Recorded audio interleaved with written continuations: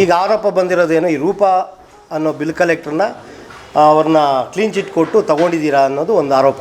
ಏನು ರಸೀತಿ ಪುಸ್ತಕಗಳನ್ನು ತಾಲೂಕ್ ಪಂಚಾಯತಿಗೆ ಅವರು ಕೊಟ್ಟು ಅದನ್ನು ಅಕ್ನಾಲಜ್ಮೆಂಟು 2022 ತೊಗೊಂಡಿದ್ದಾರೆ. ಆ ದಾಖಲೆಗಳನ್ನ ಇಟ್ಕೊಂಡು ಸರ್ವ ಸದಸ್ಯರನ್ನು ಎಲ್ಲರೂ ಈ ವಿಚಾರವಾಗಿ ಕೇಳಲಾಗಿ 221, 223 ಪ್ರಕಾರ ಅವ್ರನ್ನ ಮುಂದಿನ ಆದೇಶಕ್ಕೆ ಕಳಿಸಿ ಅಂತ ಹೇಳಿದಾಗ ನಾನು ನಡವಳಿ ಪುಸ್ತಕದಲ್ಲಿ ನಮೂದಿಸಿ ಮುಂದಿನ ಆದೇಶಕ್ಕೆ ತಾಲೂಕ್ ಪಂಚಾಯತಿ ಗಮನಕ್ಕೆ ತಂದಿದ್ದೀನಿ. CEO ಮೇಡಮ್ ಇದ್ದಾರೆ ಮತ್ತು EO ಇದ್ದಾರೆ. ಅವರೇನು ಆದೇಶ ಕೊಡ್ತಾರೆ ಅದರ ಮುಖಾಂತರ ಮುಂದಿನ ಆದೇಶ. ರೂಪಾ ಅವ್ರನ್ನಾಗಲಿ ಅಥವಾ ರಘು ಅವ್ರನ್ನಾಗಲಿ ಸಸ್ಪೆಂಡ್ ಅಂತ ಬರೆದಿಲ್ಲ, ಸಸ್ಪೆಂಡ್ ಮಾಡಿಲ್ಲ. ಸಸ್ಪೆಂಡ್ ಮಾಡೋದಕ್ಕೆ ಜಿಲ್ಲಾ ಪಂಚಾಯತಿಯವ್ರಿಗೆ ಅಧಿಕಾರ ಇಲ್ಲ. ಈ ಕಾಣದ ಕೈಗಳು ಹಿಂದಗಡೆಯಿಂದ ನಮ್ಗೆ ತೊಂದರೆ ಕೊಡಬೇಕು ಅಂತಾನೆ ಈ ತರ ಎಲ್ಲ. ಗ್ರಾಮ ಸ್ವರಾಜ್ಯದ ಕನಸು ಕಂಡಿದ್ದಂತ ಗಾಂಧೀಜಿರವರ ಕನಸು ಎಲ್ಲೆಡೆಯೂ ಕೂಡ ನನಸಾಗ್ತಿದೆ. ಗ್ರಾಮ ಪಂಚಾಯತಿಗಳು ಉತ್ತಮವಾದಂತಹ ಕೆಲಸಗಳನ್ನ ಮಾಡ್ತಿವೆ ಎನ್ನುವಂತಹ ಒಂದು ರೀತಿಯಾದಂತಹ ನೆಮ್ಮದಿ ಜನರಲ್ಲಿ ಇರುತ್ತೆ. ಆದ್ರೆ ಕೆಲವೊಂದು ಗ್ರಾಮ ಪಂಚಾಯತಿಗಳಲ್ಲಿ ಅಲ್ಲಿನ ಅಧಿಕಾರಿಗಳು ಅಥವಾ ಜನಪ್ರತಿನಿಧಿಗಳು ಸರಿಯಾದಂತಹ ದಿಕ್ಕಿನಲ್ಲಿ ಹೋಗದಿದ್ದಾಗ ಅಲ್ಲೊಂದಷ್ಟು ಅವ್ಯವಹಾರಗಳು ಆಗುತ್ತೆ. ರಾತ್ರೋರಾತ್ರಿ ಬಿಲ್ಲುಗಳು ಸೃಷ್ಟಿ ಆಗ್ತವೆ. ಅಲ್ಲಿ ಒಂದಷ್ಟು ಹಣ ಪೋಲು ಕೂಡ ಆಗುತ್ತೆ. ಇಂತಹ ಒಂದು ಪಂಚಾಯತಿಗಳ ಪೈಕಿ ಬೆಂಗಳೂರು ಹೊರವಲಯ ಆನೇಕಲ್ ತಾಲೂಕಿನ ಸುರಗಜಕ್ನಹಳ್ಳಿ ಗ್ರಾಮ ಪಂಚಾಯಿತಿಯಲ್ಲಿ 1,45,00,000 ರೂಗಳ ಅವ್ಯವಹಾರ ನಡೆದಿದೆ. ಇದಕ್ಕೆ ಸಂಬಂಧಿಸಿದಂತೆ ಈಗಾಗಲೇ ತಾಲೂಕು ಪಂಚಾಯಿತಿ ಕಾರ್ಯನಿರ್ವಹಣಾಧಿಕಾರಿಗಳು ಅಂದ್ರೆ EO ಮತ್ತು ಜಿಲ್ಲಾ ಪಂಚಾಯಿತಿಯ CEO ರವರು ತನಿಖೆಗಳನ್ನು ನಡೆಸಿದ್ದಾರೆ. ಇದರಲ್ಲಿ ತಪ್ಪಿತಸ್ಥರ ವಿರುದ್ಧ ಒಂದಷ್ಟು ಕ್ರಮಗಳನ್ನು ಕೂಡ ತೆಗೆದುಕೊಂಡಿದ್ದಾರೆ. ಆದರೆ ಯಾವುದೇ ತಪ್ಪು ಮಾಡದಂತಹ ಇಲ್ಲಿನ ಬಿಲ್ ಕಲೆಕ್ಟರ್ ರೂಪಾರವರನ್ನು ಕೂಡ ಈ ಒಂದು ಪ್ರಕರಣದಲ್ಲಿ ಸಿಲುಕಿಸಲಾಗಿದೆ ಮತ್ತು ಅವರು ಯಾವುದೇ ರೀತಿಯಾದಂತಹ ಅವ್ಯವಹಾರವನ್ನ, ಯಾವುದೇ ಚೆಕ್ಗಳಿಗೆ ಸಹಿ ಮಾಡಲಿಲ್ಲ, ಯಾವುದೇ ರೀತಿಯಾದಂತಹ ಹಣವನ್ನ ದುರುಪಯೋಗ ಪಡಿಸ್ಕೊಳ್ಳಿಲ್ಲ. ಅವರು ಕೇವಲ ಬಿಲ್ ಕಲೆಕ್ಟರ್ ಅಷ್ಟೇ. ಬಿಲ್ಗಳನ್ನ ನಿರ್ವಹಣೆ ಮಾಡುವಂಥದ್ದು, ಬಿಲ್ ಬುಕ್ಗಳನ್ನ ಅವರು ಸುರಕ್ಷಿತವಾಗಿ ಇಡುವಂತಹ ಕೆಲಸವನ್ನ ರೂಪಾರವರು ಮಾಡ್ತಿದ್ದಾರೆ. ರೂಪಾರವರ ಮೇಲೆ 2 ಆರೋಪಗಳು ಕೇಳಿ ಬಂದಿದ್ದವು. 2022ರ ಒಂದು ಬಿಲ್ ಬುಕ್ ಕಾಣಿಸ್ತಿಲ್ಲ, ಮತ್ತೊಂದು ಬಿಲ್ ಬುಕ್ ನಲ್ಲೂ ಕೂಡ 13 ಬಿಲ್ಗಳನ್ನು ಹಾಕಲಾಗಿದೆ, ಉಳಿದಂತಹ ಬಿಲ್ ಬುಕ್ ಕಾಣಿಸ್ತಿಲ್ಲ ಎನ್ನುವಂತ ಆರೋಪ ಕೇಳಿ ಬಂದಿತ್ತು. ಇದೀಗ 2022ರಲ್ಲಿಯೇ ಅವರು ಆ ಒಂದು ಬಿಲ್ ಬುಕ್ ಅನ್ನ ತಾಲೂಕು ಪಂಚಾಯತಿಗೆ ಕಳಿಸಿಕೊಟ್ಟಿರ್ತಕ್ಕಂತಹ ಆ ಒಂದು ದಾಖಲೆಯನ್ನು ಕೂಡ ಇರಿಸಿಕೊಂಡಿದ್ದಾರೆ. ಮತ್ತು ಇನ್ನು ಉಳಿದಂತಹ ಬಿಲ್ ಬುಕ್ ಕೂಡ ಕಚೇರಿಯಲ್ಲೇ ಇತ್ತು. ಇವರು ಮೆಟರ್ನಿಟಿ ರಜೆಯ ಮೇಲೆ ಹೋದಾಗ ಈ ಒಂದು ತನಿಖೆ ನಡೆದಿತ್ತು. ಆ ಹಂತದ ಅವರ ಸಿಬ್ಬಂದಿಯು ಕೂಡ ಆ ಒಂದು ದಾಖಲೆಗಳನ್ನ ನೀಡದೆ ಇದ್ದದ್ದಕ್ಕೆ ಅವರ ಮೇಲೆ ಆರೋಪ ಕೇಳಿ ಬಂದಿತ್ತು. ಈ ಒಂದು ನಿಟ್ಟಿನಲ್ಲಿ ಇದೀಗ ಸುರಗಜಕ್ನಹಳ್ಳಿ ಗ್ರಾಮ ಪಂಚಾಯತಿ ಅಧ್ಯಕ್ಷರಾಗಿರುವಂತಹ C ಮುನಿಕೃಷ್ಣರವರು ಪತ್ರಿಕಾಗೋಷ್ಠಿಯನ್ನ ನಡೆಸಿದರು. ರೂಪಾರವರನ್ನ ನಾವು ಕಾನೂನು ಕ್ರಮವಾಗಿ ಮರು ನೇಮಕಾತಿಯನ್ನ ಮಾಡಿಕೊಳ್ಳುವಂತ ನಿಟ್ಟಿನಲ್ಲಿ ಪ್ರಸ್ತಾವನೆಯನ್ನ ಅಧಿಕಾರಿಗಳಿಗೆ ಕಳಿಸಿಕೊಟ್ಟಿದ್ದೇವೆ. ಕಾಲಂ 112 ಮತ್ತು 113 ಅಡಿಯಲ್ಲಿ ಗ್ರಾಮ ಪಂಚಾಯಿತಿಯಲ್ಲಿ ಈ ಒಂದು ನಿಲುವಳಿಯನ್ನ ಮಂಡಿಸಬಹುದು. ಸರ್ವಾನುಮತದಿಂದ ನಾವು ಈ ಒಂದು ನಿಲುವಳಿಯನ್ನ ಮಂಡಿಸಿ ಕಾರ್ಯನಿರ್ವಹಣಾಧಿಕಾರಿಗಳಿಗೆ ಕಳಿಸಿಕೊಟ್ಟಿದ್ದೇವೆ ಎನ್ನುವಂತ ಪತ್ರಿಕಾಗೋಷ್ಠಿಯನ್ನು ಆಯೋಜಿಸಿದ್ದರು. ಈ ಒಂದು ಪತ್ರಿಕಾಗೋಷ್ಠಿಯ ಎಲ್ಲ ದೃಶ್ಯಗಳನ್ನ ನೋಡೋಣ ಬನ್ನಿ. ತಮ್ಮನ್ನೆಲ್ಲ ಕರೆದಿರೋ ಉದ್ದೇಶ ಏನಪ್ಪ ಅಂತಂದರೆ, ಕಳೆದ ಒಂದು 4-6 ದಿನಗಳ ಹಿಂದೆ ಒಂದು ಬ್ಲೂಮ್ ಟಿವಿಯಲ್ಲಿ ಒಬ್ಬರು ಏನೋ ಪ್ರಸಾರ ಮಾಡಿದರು ನಮ್ಮ ಪಂಚಾಯತಿ ವಿಚಾರವಾಗಿ. ಅದರ ವಿಚಾರವಾಗಿ ತಮಗೆಲ್ರಿಗೂ ಒಂದು ಕ್ಲಾರಿಫಿಕೇಷನ್ ಕೊಡೋಣ ಅಂತೇಳಿ ತಮ್ಮನ್ನೆಲ್ಲ ಕರೆದಿದ್ದೀನಿ. ಅದ್ರ ಬಗ್ಗೆ ಈಗ ಮಾತಾಡೋಣ. ಏನು ನಾನು ಜನವರಿ ತಿಂಗಳಲ್ಲಿ ನಾನು ಅಧಿಕಾರ ವಹಿಸ್ಕೊಂಡು ಅಧ್ಯಕ್ಷನಾಗಿ ನಾನು ಸುರಗಜಕ್ನಹಳ್ಳಿ ಗ್ರಾಮ ಪಂಚಾಯತಿಯಲ್ಲಿ ಕೆಲಸ ಮಾಡೋಕ್ಕೆ ಸ್ಟಾರ್ಟ್ ಮಾಡಿದ್ದೀನಿ. ಮೊದಲನೇದಾಗಿ ಏನಪ್ಪ ಅಂತಂದರೆ, ಈಗ ಈ ವಿಚಾರ ಬಂದಿರೋದೇನು ಅಂತಂದರೆ, ಈ ರೂಪಾ ಬಿಲ್ ಕಲೆಕ್ಟ್ರ್ ವಿಚಾರ. ಈ ರೂಪಾ ಕರ ವಸೂಲಿಗಾರರ ವಿಚಾರ ಏನಂತಂದರೆ, ಕರ ವಸೂಲಿಗಾರರ ಬಗ್ಗೆ ಕ್ರಿಮಿನಲ್ ಮೊಕದ್ದಮೆ ಆಗಿತ್ತು. ಅವ್ರನ್ನ ನೀವು ನಡಾವಳಿ ಮಾಡಿ ಕರ್ತವ್ಯಕ್ಕೆ ತಗೊಂಡಿದ್ದೀರಾ ಅನ್ನೋದು ನನ್ನ ಮೇಲೆ ಇರೋಂಥ ಆರೋಪ.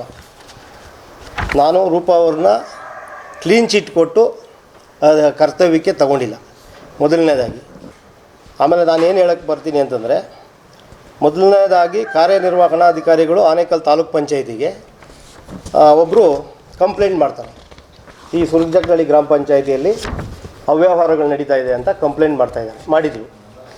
ಅದನ್ನು ಆ ಕಂಪ್ಲೇಂಟ್ ಆಧಾರವಾಗಿ ತಾಲೂಕ್ ಪಂಚಾಯಿತಿಯ EO ಅಧಿಕಾರಿಗಳು ನಮ್ಮ ಪಂಚಾಯಿತಿಗೆ ತನಿಖಾ ತಂಡವನ್ನು ರಚನೆ ಮಾಡ್ತಾರೆ. ತನಿಖಾ ತಂಡ ರಚನೆ ಮಾಡಿ ತನಿಖೆ ಮಾಡಿ ಅವರು ಒಂದು ವರದಿಯನ್ನು ಕೊಡ್ತಾರೆ. ಆ ವರದಿಯಲ್ಲಿ ಯಾವುದೇ ವರದಿಯಲ್ಲಾಗಲಿ ಅಥವಾ ಈ ಕಂಪ್ಲೇಂಟಲ್ಲಾಗಲಿ ಈ ರೂಪಾ ಅನ್ನೋರ ಹೆಸರು ಬರೋದಿಲ್ಲ. ಯಾವುದೇ ಕೈಯಲ್ಲಿ ಎಲ್ಲೂ ಅವ್ರ ಬಗ್ಗೆ ಎಲ್ಲೂ ಮಾಹಿತಿ ಇಲ್ಲ. ಒಂದು ಎರಡನೇದಾಗಿ ಜಿಲ್ಲಾ ಪಂಚಾಯಿತಿ ಮುಖ್ಯ ಕಾರ್ಯನಿರ್ವಹಣಾಧಿಕಾರಿಗಳಿಗೆ ಒಂದು ದಲಿತ ಮತ್ತು ಪ್ರಗತಿಪರ ಸಂಘಟನೆಗಳ ಒಕ್ಕೂಟದಿಂದ ಒಂದು ಕಂಪ್ಲೇಂಟ್ ಕೊಡ್ತಾರೆ. ಸುರ್ಜಕ್ನಳ್ಳಿ ಗ್ರಾಮ ಪಂಚಾಯಿತಿಯಲ್ಲಿ ಸಾಕಷ್ಟು ಅವ್ಯವಹಾರಗಳಾಗಿದೆ, ಅದರ ಬಗ್ಗೆ ತಾವು ಪರಿಶೀಲನೆ ಮಾಡಿ ತನಿಖೆ ಮಾಡಬೇಕು ಅಂತ ಕಳಿಸಿದಾಗ ಅವರು ತನಿಖೆ ಮಾಡಿ ಅವರು ಒಂದು ತನಿಖೆ ತಂಡನ ಕಳಿಸ್ತಾರೆ. ಏನು ಸುರ್ಜಕ್ನಳ್ಳಿ ಗ್ರಾಮ ಪಂಚಾಯಿತಿಗೆ ಒಂದು ತನಿಖಾ ತಂಡನ ಕಳಿಸ್ತಾರೆ. ಅವರು ತನಿಖಾ ತಂಡದಲ್ಲೂ ಸಹ ಎಲ್ಲೂ ರೂಪಾ ಅವರ ಹೆಸರನ್ನ ಮೆನ್ಷನ್ ಮಾಡಿರಲ್ಲ. ಬರೀ PDO ಹರೀಶು ಮತ್ತು ಶಿಲ್ಪಾಬಾಯಿ ಹೆಸರನ್ನ ತಗೊಂಡಿರ್ತಾರೆ. ಆವಾಗ ಏನಾಗ್ತದೆ, ಆ ತನಿಖಾ ವರದಿ ಹೋಗಿದ್ದಾದಮೇಲೆ ಮತ್ತೆ ಜಿಲ್ಲಾ ಪಂಚಾಯಿತಿ CO ಮೇಡಮ್ ಅವರು ನಮ್ಮ ಪಂಚಾಯಿತಿ ಅವ್ರಿಗೊಂದು FIR ಮಾಡ್ತಾರೆ. ಏನು ಇವರೆಲ್ಲ ಇದರಲ್ಲಿ ಅಕ್ರಮದಲ್ಲಿ ಭಾಗಿಯಾಗಿದ್ದಾರೆ, ಕೂಡಲೇ ಇವ್ರ ಮೇಲೆ FIR ಮೊಕದ್ದಮೆ ದಾಖಲಾಗಿ FIR ಆಗಿ ಮಾಡಬೇಕು ಅಂತ ಕಳಿಸ್ತಾರೆ ತಾಲೂಕ್ ಪಂಚಾಯಿತಿಗೆ. ತಾಲೂಕ್ ಪಂಚಾಯಿತಿಯಿಂದ ಆರಕ್ಷ ಠಾಣೆಗೆ ಹೋಗ್ತದೆ, ಅವರು ಕಾನೂನು ರೀತಿಯಲ್ಲಿ ಇದು ಮಾಡ್ತಾರೆ. ಆದರೆ ಜಿಲ್ಲಾ ಪಂಚಾಯಿತಿ CO ಮೇಡಮ್ ಅವರು 112, 113 ಪ್ರಕಾರ ಈ ಬಿಲ್ ಕಲೆಕ್ಟ್ರು ಮತ್ತು ಕಂಪ್ಯೂಟರ್ ಆಪ್ರೇಟರ್ಗಳನ್ನ ಮತ್ತು ಇವ್ರನ್ನ ಪಂಚಾಯತಿಯವರೇ ತಗೊಳ್ಳೋದಾಗಲಿ ತೆಗೆಯೋದಾಗಲಿ ಪಂಚಾಯತಿಗೆ ಹಕ್ಕಿದೆ, ಅಧಿಕಾರ ಇದೆ ಅಂಥೇಳಿ ಅವರು ಒಂದು 112, 113 ಕಳಿಸ್ತಾರೆ. ಅದರ ಸಲುವಾಗಿ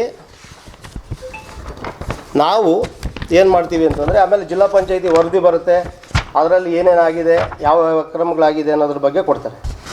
ಅದಾದಮೇಲೆ ನಾನು 3ನೇ ತಾರೀಕು ಎಲ್ಲ ಸದಸ್ಯರಿಗೂ ನೋಟಿಸ್ ಕೊಡ್ತೀನಿ. ಸಾಮಾನ್ಯ ಸಭೆಗೆ ಎಲ್ಲ ಸದಸ್ಯರಿಗೂ ನೋಟಿಸ್ ಕೊಟ್ಟಿದ್ದೀನಿ. ಎಲ್ಲ ಸದಸ್ಯರು ನೋಟಿಸ್ ಪಡೆದುಕೊಂಡು ನೋಟಿಸ್ ತಗೊಂಡು ಸಿಗ್ನೇಚರ್ ಮಾಡಿರ್ತಾರೆ. ಅದಾದಮೇಲೆ 10ನೇ ತಾರೀಕು ನಾನು ಸಾಮಾನ್ಯ ಸಭೆಯನ್ನು ನಡೆಸಿರ್ತೇನೆ ನನ್ನ ಅಧ್ಯಕ್ಷತೆಯಲ್ಲಿ. ಆ ಅಜೆಂಡಾದಲ್ಲಿ ರೂಪಾ ಅವ್ರ ಬಗ್ಗೆ ಯಾವುದೇ ಅಜೆಂಡಾ ಇರಲ್ಲ. ಯಾರೊಬ್ಬರು ಸ್ನೇಹಿತರು ಕೇಳ್ತಾಯಿದ್ರು, ಅಜೆಂಡಾನೇ ಇಲ್ಲದೆ ಅವ್ರನ್ನ ತಗೊಂಡಿದ್ದಾರೆ, ಅವ್ರನ್ನ ಇದು ಮಾಡಿದ್ದಾರೆ, ಕ್ಲೀನ್ ಚಿಟ್ ಕೊಟ್ಟಿದ್ದಾರೆ ಅಂತ. ಅಜೆಂಡಾ ಇರಲಿಲ್ಲ. ಮೀಟಿಂಗ್ ನಡೀಬೇಕಾದ್ರೆ ಅವರು ಬಂದು ನಮಗೆ ಒಂದು ಅರ್ಜಿಯನ್ನು ಕೊಡ್ತಾರೆ. ಪಂಚಾಯಿತಿಯಲ್ಲಿ ಮೀಟಿಂಗ್ ನಡೀಬೇಕಾದ್ರೆ, ಸಾಮಾನ್ಯ ಸಭೆ ನಡೀಬೇಕಾದ್ರೆ ಒಂದು ಅರ್ಜಿ ಕೊಡ್ತಾರೆ. ನನ್ನ ಬಗ್ಗೆ ನಾನು ಯಾವುದೇ ಅವ್ಯವಹಾರ ಮಾಡಿಲ್ಲ, ನಾನು ಇಷ್ಟು ದಿನಗಳಿಂದ ಇಲ್ಲಿ ಕೆಲಸ ಮಾಡ್ತಾಯಿದ್ದೀನಿ, ನನ್ನಲ್ಲಿ ಯಾವುದೇ ಫೈನಾನ್ಷಿಯಲ್ ನಾನು ಇದು ಮಿಸ್ಯೂಸ್ ಮಾಡ್ಕೊಂಡಿಲ್ಲ ಅಂತ ಒಂದು ಅರ್ಜಿ ಕೊಡ್ತಾರೆ. ನಾನು ಅದನ್ನು ಸಭೆಯಲ್ಲಿ ಇಡ್ತೀನಿ. ಎಲ್ಲ ಸದಸ್ಯರ ಸಮ್ಮುಖದಲ್ಲಿ 27 ಜನ ಸದಸ್ಯರ ಸಮ್ಮುಖದಲ್ಲಿಟ್ಟು ಇದನ್ನು ಚರ್ಚೆ ಮಾಡಿದಾಗ ನಾವು ಅವ್ರಿಗೆ ಏನು ಮಾಡ್ತೀವಿ ಅಂತಂದರೆ, ಸದರಿ ವಿಷಯದ ಬಗ್ಗೆ ರೂಪಾ ಕರವಸೂಲಿಗಾರರು ಸದರಿ ವಿಷಯದ ಬಗ್ಗೆ ಸಂಬಂಧಿಸಿದಂತೆ ರೂಪಾರವರು ಕರ ರೂಪ ನೀಡಿರುವ ಮನವಿ ಪತ್ರವನ್ನು ಸಭೆಯಲ್ಲಿ ಓದಿ ತಿಳಿಸಲಾಗಿ ಸಭೆಯಲ್ಲಿ ಹಾಜರಿದ್ದ ಸರ್ವ ಸದಸ್ಯರು ಸದರಿ ಕರವಸೂಲಿಗಾರಾದ ರೂಪಾರವರು 2018ರಿಂದ ಗ್ರಾಮ ಪಂಚಾಯಿತಿಯಲ್ಲಿ ವಸೂಲಿಗಾರರಾಗಿ ಶ್ರದ್ಧೆ ಮತ್ತು ನಿಷ್ಠೆಯಿಂದ ತನ್ನ ಕೆಲಸ ಕಾರ್ಯಗಳನ್ನು ನಿಭಾಯಿಸಿದ್ದು ಯಾವುದೇ ಅಕ್ರಮ ಹಾಗೂ ಹಣಕಾಸಿನ ಲೋಪದೋಷಗಳಿಂದ ಕಂಡುಬರುವುದಿಲ್ಲ. ಆದ್ದರಿಂದ ಸದರಿ ರೂಪಾರವರು ಕರವಸೂಲಿಗಾರರು ಕರ್ತವ್ಯದಲ್ಲಿ ಮುಂದುವರಿಯಲು ಸಭೆಯು ಸರ್ವಾನುಮತದಿಂದ ತೀರ್ಮಾನ ಮಾಡಿದೆ ಅಂತ ಆಗುತ್ತೆ. ಆದರೆ ಸರ್ವಾನುಮತದಿಂದ ಎಲ್ಲರೂ ಒಪಿನಿಯನ್ನು, ಯಾವುದೇ ಫೈನಾನ್ಷಿಯಲ್ ಇದಾಗಿಲ್ಲ ಅಂತ PDO ಅವ್ರನ್ನ ಮತ್ತು ಸದಸ್ಯರನ್ನ ಎಲ್ಲರನ್ನೂ ಕರೆದು ಕೇಳಲಾಗಿ ಯಾವುದು ಫೈನಾನ್ಷಿಯಲ್ ಇದಿಲ್ಲ ಅಂತಂದರು. ಅದಾದಮೇಲೆ ನಾವು ಅದನ್ನು ಪತ್ರ ರವಾನಿಸಿ ಅನುಮತಿ ಪಡೆಯಲು ಸಭೆಯಲ್ಲಿ ಸರ್ವಾನುಮತದಿಂದ ತೀರ್ಮಾನಿಸಿ ಅವರ ಅನುಮತಿ ತಗೊಬೇಕಂತ ಮೇಲಧಿಕಾರಿಗಳಿಗೆ ಕಳಿಸ್ತೀವಿ. ಅದನ್ನು ನಾವು ಇಲ್ಲಿಂದ ರೆಜುಲೇಷನ್ ಮಾಡಿ ಇದನ್ನು ನಾವು ಆಕೆ ಕ್ಲೀನ್ ಚಿಟ್ ಕೊಟ್ಬಿಟ್ಟು ಇದಕ್ಕೆ ಕೆಲಸಕ್ಕೇನು ತಗೊಂಡಿಲ್ಲ. ನಾವು ಇದಕ್ಕೆ ಜಿಲ್ಲಾ ಪಂಚಾಯತಿಗೆ ತಾಲೂಕ್ ಪಂಚಾಯತಿಗೆ ಬರೀತೀವಿ, ತಾಲೂಕ್ ಪಂಚಾಯತಿಯಿಂದ ಜಿಲ್ಲಾ ಪಂಚಾಯತಿಗೆ ಹೋಗಿರುತ್ತೆ. ಅಲ್ಲಿಂದ ಬಂದಾಗ ಅದ್ರ ಮುಂದಿನ ಕ್ರಮ ತಗೊಳ್ಳೋಣ ಅಂತ ನಾವು ಅದನ್ನು ಕೈ ಬಿಟ್ವಿ. ಅದು ವಿಚಾರ ಬಿಟ್ಟರೆ ರೂಪ ಅವ್ರ ಬಗ್ಗೆ ನಾವು ಯಾವುದೇ ಅನುಕರಣೆ ಆಗಲಿ ಅನುಕಂಪ ಆಗಲಿ ಏನಿಲ್ಲ. ಸರ್ವ ಸದಸ್ಯರು ಎಲ್ಲರನ್ನೂ ಕೇಳಲಾಗಿ ಅವ್ರ ಒಪಿನಿಯನ್ನು, ಯಾವುದೇ ಇಲ್ಲಿಗಲ್ ಆಕ್ಟಿವಿಟೀಸಲ್ಲಿ ಫೈನಾನ್ಷಿಯಲ್ ಇದರಲ್ಲಿ ಅವ್ರು ಭಾಗವಹಿಸಿಲ್ಲ ಅಂದಮೇಲೆ ನಾವು ಯಾಕೆ ಅವ್ರನ್ನ ಇದು ಮಾಡಬೇಕು ಅಂತಂದು. ಯಾಕಂದರೆ ಯಾವ ಕಂಪ್ಲೇಂಟಲ್ಲಿ ಅವ್ರ ಹೆಸರು ಬಂದಿಲ್ಲ, ಯಾವುದೇ ಇದರಲ್ಲಿ ಅವ್ರ ಹೆಸರನ್ನ ನಮೂದನೆ ಮಾಡಿರಲಿಲ್ಲ. ಹಂಗಾಗಿ ನಾವು ಈ ಸಭೆಯಲ್ಲಿ ತೀರ್ಮಾನ ಮಾಡ್ಕೊಂಡ್ವಿ. ಆಮೇಲೆ ಈ ಕಂಪ್ಲೇಂಟಲ್ಲಿ ಜಿಲ್ಲಾ ಪಂಚಾಯಿತಿಯ ಒಂದು ತನಿಖಾ ವರದಿಯಲ್ಲಿ ಅವರ ಹೆಸರನ್ನ ಸೂಚಿಸಿ ಅವರಿಗೆ ಒಂದು ಇದು ಕೊಟ್ಟಿದ್ದಾರೆ. ಅವ್ರದ್ದು 2 ಅಕ್ರಮಗಳಲ್ಲಿ ಅವರು ಭಾಗಿಯಾಗಿದ್ದಾರೆ ಅಂತ, 2 ಅವ್ರದ್ದು ಇದಿದೆ ಅಂತ. ಏನು ಅಂತಂದರೆ, ಹೌದು, ಈ ಹಿಂದೆ ಇದೇ ನಿಮ್ಮ ಬ್ಲೂಮ್ ಟಿವಿಯಲ್ಲಿ ಈ ಒಂದು ಪ್ರಕರಣಕ್ಕೆ ಸಂಬಂಧಿಸಿದಂತೆ ಸುದ್ದಿಯನ್ನ ಮಾಡಲಾಗಿತ್ತು. ಗಂಭೀರವಾದಂತಹ ಆರೋಪಗಳು ಕೂಡ ಕೇಳಿ ಬಂದಿದ್ದವು. ಇದೀಗ ಆ ಒಂದು ಆರೋಪಗಳಿಗೆ ಸಂಬಂಧಿಸಿದಂತೆ ದಾಖಲೆಗಳನ್ನ ಕಾರ್ಯನಿರ್ವಹಣಾ ಅಧಿಕಾರಿಗಳಿಗೆ ಸಲ್ಲಿಸಲಾಗಿದೆ. ಈ ಒಂದು ಪ್ರಕರಣಕ್ಕೆ ಸಂಬಂಧಿಸಿ ರೂಪಾರವರು ಯಾವುದೇ ತಪ್ಪು ಎಸಗಿಲ್ಲ ಎನ್ನುವಂಥದ್ದು ಎಲ್ಲ ಗ್ರಾಮ ಪಂಚಾಯಿತಿಯ ಸದಸ್ಯರ ಮನೆಗೆ ಬಂದಿದೆ ಅಂತ ಹೇಳಿ ಸ್ಪಷ್ಟೀಕರಣವನ್ನ ಮುನ್ಕೃಷ್ಣರವರು ನೀಡಿದ್ದು ಹೀಗೆ. ಎರಡು ತನಿಖಾ ವರದಿಯಲ್ಲಿ ಏನು ಜಿಲ್ಲಾ ಪಂಚಾಯತಿ ಸಿ ಒ ಮೇಡಮ್ ಅವರು ಆದೇಶ ಮಾಡಿದರು, ಅದರಲ್ಲಿ ಆಕೆಯ ಬಗ್ಗೆ ಬಂದಿರೋಂಥ ಆರೋಪ ಏನು 225 ರಸೀತಿ ಪುಸ್ತಕ ಕಳೆದು ಹೋಗಿದೆ ಅಂತ ಹೇಳಿದ್ದಾರೆ ಅನ್ನೋದು ಒಂದು. ಎರಡನೇದಾಗಿ ಬಿಲ್ ಪುಸ್ತಕಗಳನ್ನು ತಾಲೂಕ್ ಪಂಚಾಯತಿಗೆ ಹ್ಯಾಂಡ್ ಓವರ್ ಮಾಡಿಲ್ಲ ಅಂತ. ಆ ಎರಡೂ ಇಲ್ಲಿದೆ. ಅದೆರಡೂ ನಾವು ಇಲ್ಲಿ ಪರಿಶೀಲಿಸಲಾಗಿ ಪಂಚಾಯತಿಯಲ್ಲಿ ಲಭ್ಯ ಇದ್ದ ಕಾರಣ ನಾವು ಆಕೆ ಮೇಲೆ ರೆಜ್ಯುಲೇಷನ್ ಮಾಡಿ ಮುಂದಿನ ಆದೇಶಕ್ಕೆ ತಾಲೂಕ್ ಪಂಚಾಯತಿ ಮತ್ತು ಜಿಲ್ಲಾ ಪಂಚಾಯತಿಗಳಿಗೆ ಕಳಿಸಿದ್ದೀವಿ. ಅಲ್ಲಿಂದ ಆದೇಶ ಬಂದರೆ ಆಕೆನ ಕೆಲಸಕ್ಕೆ ತಗೊಳ್ಳಲ್ಲ, ಬೇಡ ಅಂತಂದರೆ ತಗೊಳ್ಳಲ್ಲ, ತಗೊಳ್ಳಿ ಅಂತಂದರೆ ತಗೊಳ್ತೀವಿ. ನಾವು ಯಾವುದೇ ಕ್ಲೀನ್ ಚಿಟ್ ಕೊಟ್ಟು ಆಕೆನ ತೆಗೆದುಕೊಂಡು ಇದು ಮಾಡಲಿಲ್ಲ.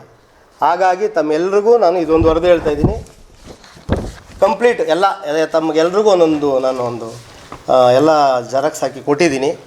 ದಯವಿಟ್ಟು ಏನಂತಂದರೆ ಆಡಳಿತ ಮಾಡೋದಕ್ಕೆ ನನಗೆ ತಾವೆಲ್ಲ ಸಹಕಾರ ಕೊಡಬೇಕು. ನಾನು ಕೇವಲ 4 ತಿಂಗಳಾಗಿದೆ ಇಲ್ಲಿ ಅಧಿಕಾರ ವಹಿಸ್ಕೊಂಡು.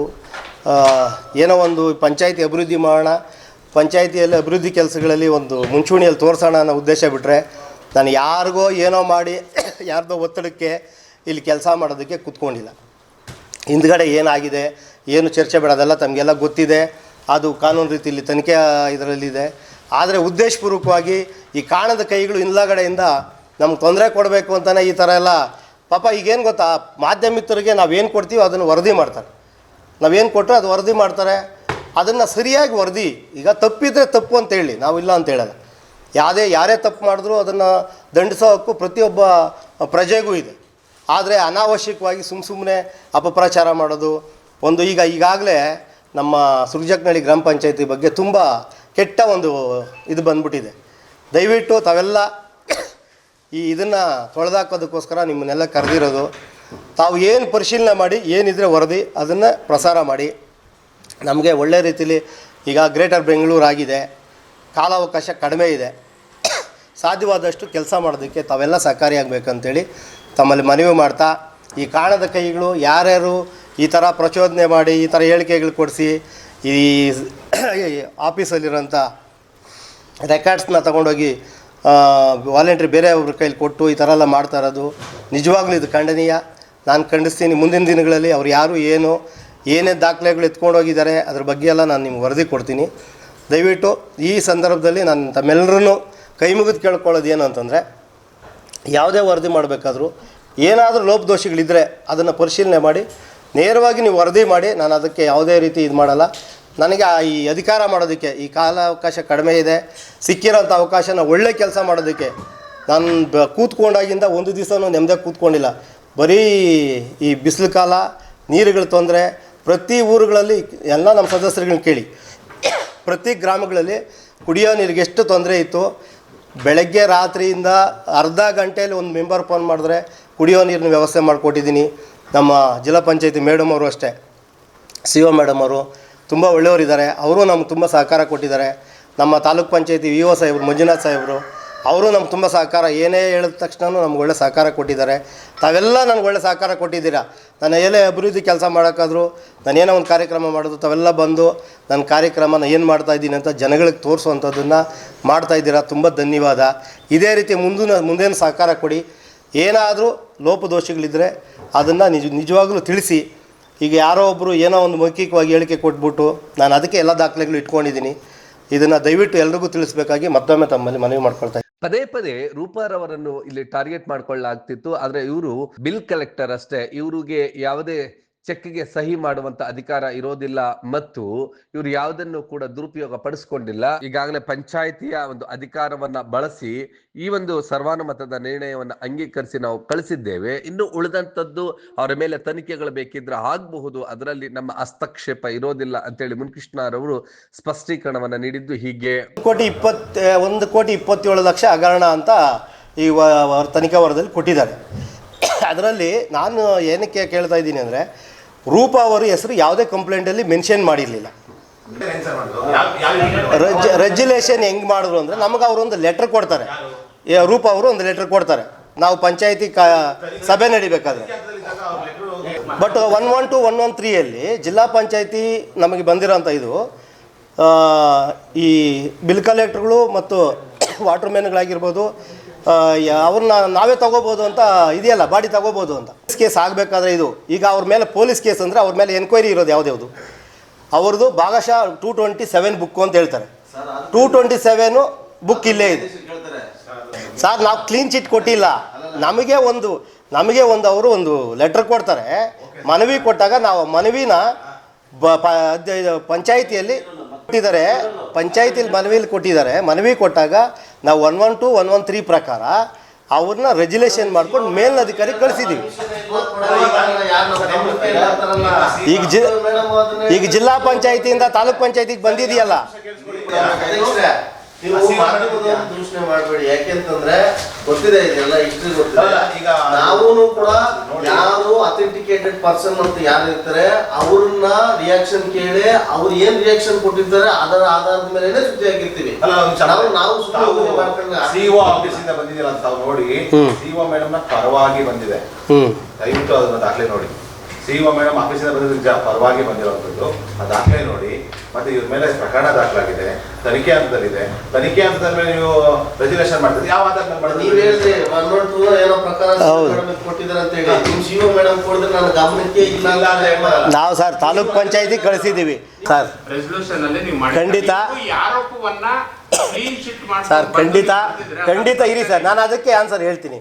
ಯಾವಾಗ ಅವ್ರನ್ನ ಎರಡು ಇದರಲ್ಲಿ ಅವ್ರನ್ನ ಅಪರಾಧಿ ಮಾಡಿದ್ದಾರೆ, ಅವ್ರನ್ನ ಕಂಪ್ಲೇಂಟಲ್ಲಿ ಸೇರಿಸಿರೋದು 2.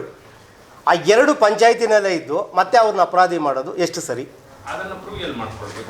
ಸರ್? ಅದು ನಮ್ಮ ಪಂಚಾಯತಿ ಗಮನಕ್ಕೆ ಅವರು ಕಳಿಸ್ಕೊಟ್ಟಿರೋದ್ರಿಂದ ನಾವು ಪಂಚಾಯತಿಯಲ್ಲೇ ನಮ್ಮ ಬಾಡಿನಲ್ಲೇ ತೀರ್ಮಾನ ಮಾಡಿ ಆ ರೆಗ್ಯುಲೇಷನ್ನ ಮಾಡಿರೋದು. ತನಿಖಾಧಿಕಾರಿ ನಾನಲ್ಲ ಸರ್, ತನಿಖಾಧಿಕಾರ ಅಲ್ಲ. ಈ ಮನವಿ ಕಳಿಸಿದ್ದೀವಿ ಅಷ್ಟೇ ಸರ್. ಅಧ್ಯಕ್ಷರು ಮಾಧವಪ್ಪ ಹಿಡಿದಲ್ಲಿದ್ದಾರೆ ಅಂತ ಒಂದು ಸರ್. ನಾನು ಯಾರು ಹಿಡಿತಲ್ಲಿ ಇರೋದಕ್ಕೂ ನಾನೇನು ಅನ್ಎಜುಕೇಟೆಡ್ ಅಲ್ಲ, ಯಾರು ಹಿಡಿತಾನೋ ಯಾರು ಒತ್ತಡನೂ ನನ್ನಲ್ಲಿಲ್ಲ. ಕೆಲವೊಂದು ಸದಸ್ಯರು ಹೇಳ್ತಾ ಇದ್ದಾರೆ. ನಮ್ಮ ಯಾವ ಸದಸ್ಯರು ಹೇಳ್ತಾ ಇದ್ದಾರೆ, ಯಾರು ಹೇಳ್ತಾ ಇದ್ದಾರೆ ನೇರವಾಗಿ ಬಂದು ಹೇಳಿ. ನಾನು ಯಾಕೆ ಇನ್ನೊಬ್ಬರು ಹಿಡಿತದಲ್ಲಿರಬೇಕು? ನನಗೆ ಒಂದು ಸಾಮಾನ್ಯ ಜ್ಞಾನ ಇಲ್ವಾ? ನನಗೂ ವಿದ್ಯಾವಂತ ಇದ್ದೀನಿ. ನಾನು ಬಾಬಾ ಸಾಹೇಬ್ ಅಂಬೇಡ್ಕರ್ ಅವರ ಸಂವಿಧಾನದ ಸಂವಿಧಾನದ ಇದರಲ್ಲಿದ್ದೀನಿ. ಅವ್ರ ಸಂವಿಧಾನ ಏನಿದೆ ಸಂವಿಧಾನದ ಅಡಿಯಲ್ಲಿ ಇದ್ದೀನಿ. ಪಂಚಾಯತ್ ರಾಜ್ ಆಕ್ಟ್ ಏನಂತ ತಿಳ್ಕೊಂಡಿದ್ದೀನಿ. ನಾನು ಇಲ್ಲಿ ಅಧಿಕಾರ ನಡೆಸ್ತಾ ಇದ್ದೀನಿ. ನಾನು ಯಾರು ಒತ್ತಡನೂ ಇಲ್ಲ, ನಾನು ಯಾರು ಕಪ್ಪಿ ಮುಷ್ಟಿಲಿ ಇಲ್ಲ. ಆ ಥರ ಇದೆಲ್ಲದರ ನಡುವೆಯೂ ಕೂಡ ರೂಪಾರವರು ಯಾವುದೇ ರೀತಿಯಾದಂತಹ ತಪ್ಪನ್ನ ಎಸಗಿಲ್ಲ.